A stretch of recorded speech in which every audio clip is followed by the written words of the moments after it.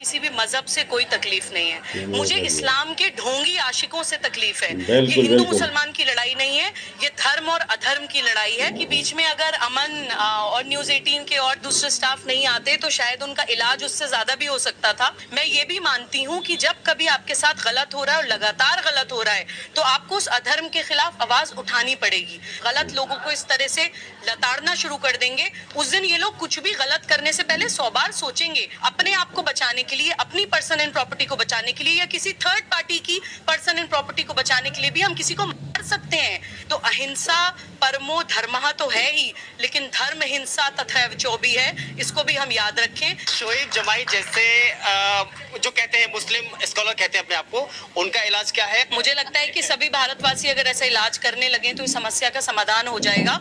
ये लोग आके महिला का अपमान करते हैं। पुरानी दिल्ली में छोटे छोटे मुसलमान बच्चे कटोरा लेकर शोएब जमाई के लिए 1-1, 2-2 रुपए जमा कर रहे हैं कि ये रेंटल मुल्ला, ये रेंटल मौलाना 3-3 हजार रुपए के लिए जाके इस्लाम की बेइज्जती करते हैं। चैनल पे मेरे शब्द नहीं है, अपने मजहब को भी बदनाम कर रहे हैं, अपनी कौम को भी बदनाम कर रहे हैं, अपने देश को भी बदनाम कर रहे हैं। तो ये पैसे हम इनके लिए जमा कर देंगे। अगर मैं सीधा सवाल करूं बिना लाग लपेट के कि सुबही खान को मुसलमानों से तकलीफ है या शोएब जमाई जैसे मुसलमानों से तकलीफ है? देखिए, सुबही खान को दुनिया के किसी भी पंथ से, दुनिया के किसी भी मजहब से कोई तकलीफ नहीं है।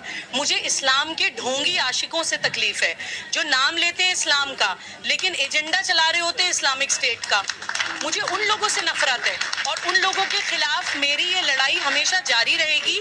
राष्ट्र जागरण अभियान के अंतर्गत हम भारत प्रवास कर रहे हैं और दिया है, उनका सामना हम मिलजुल कर करेंगे। सभी भाषा, सभी जातियों के, सभी क्षेत्र के और सभी संप्रदाय के लोग इस लड़ाई में हमारे साथ हैं। ये हिंदू मुसलमान की लड़ाई नहीं है, ये धर्म और अधर्म की लड़ाई है, ये सही और गलत की लड़ाई है, ये कर्तव्य परायणता की लड़ाई है जो हर भारतीय एक साथ लड़ेगा। आप देखिए, मैं तो कहूंगी कि बीच में अगर अमन और दूसरे स्टाफ नहीं आते तो शायद उनका इलाज उससे ज्यादा भी हो सकता था। मैं बिल्कुल भी शर्मिंदा नहीं हूँ उस दिन जो भी हुआ, हालांकि नहीं होना चाहिए, लेकिन मैं ये भी मानती हूँ कि एक सैचुरेशन पॉइंट होता है। मैं ये भी मानती हूँ कि जब कभी आपके साथ गलत हो रहा है और लगातार गलत हो रहा है तो आपको उस अधर्म के खिलाफ आवाज उठानी पड़ेगी। मैं सभी भारतवासियों को ये मैसेज देना चाहती हूँ कि सामने वाले की ताकत, सामने वाले की शक्ति केवल और केवल हमारा डर होता है।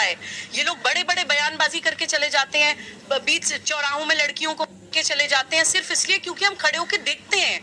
हम बिल्कुल स्पेक्टेटर्स बन के देखते हैं। जिस दिन हम गलत के खिलाफ आवाज उठाना शुरू कर देंगे और गलत लोगों को इस तरह से लताड़ना शुरू कर देंगे, उस दिन ये लोग कुछ भी गलत करने से पहले 100 बार सोचेंगे। तो ये मैसेज मैं आपकी बाइट के माध्यम से देशवासियों को जरूर देना चाहती हूँ।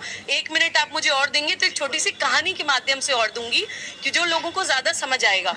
एक बार अजात शत्रु महात्मा बुद्ध के पास जाते हैं और उनसे कहते हैं कि जब तक उन्होंने बौद्ध धर्म स्वीकार नहीं किया था तो तब तक वो बहुत अग्रेसिव थे। बौद्ध पंथ स्वीकार करने के बाद वो बहुत शांत हो गए थे। तो वो महात्मा बुद्ध के पास जाते हैं और कहते हैं कि ये बुद्धिज्म स्वीकार करने के बाद तो मैं बहुत शांत हो गया हूँ और लोग मुझे हल्के में लेने लगे हैं, कोई मेरी बात को सीरियसली नहीं लेता है और लोग आक्रामक हो रहे हैं मेरे ऊपर। तो महात्मा बुद्ध अजात शत्रु को एक कहानी सुनाते हैं। वो कहते हैं कि एक बार एक महात्मा एक गांव में गए।